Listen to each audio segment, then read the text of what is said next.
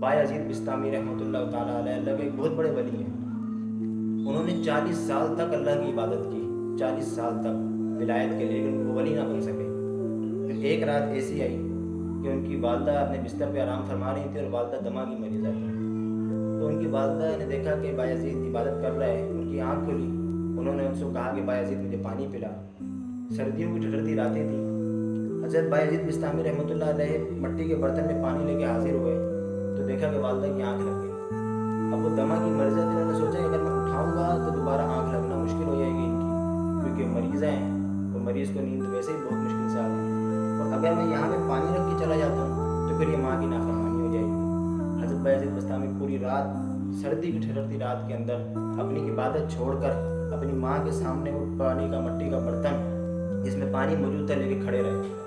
और फिर रात में किसी पहर की वालदा की आँख खुली तो उन्होंने देखा कि बायजीद मेरे सामने खड़ा है।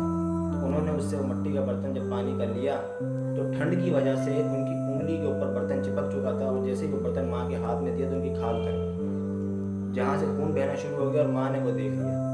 माँ ने वो पानी का बर्तन रखा और दुआ के लिए हाथ उठाया कि ए अल्लाह, मैं उस वक्त तक ये पानी नहीं पीऊँ जब तक तुम मेरे बेटे बायजीद को तुम विलायत न दे।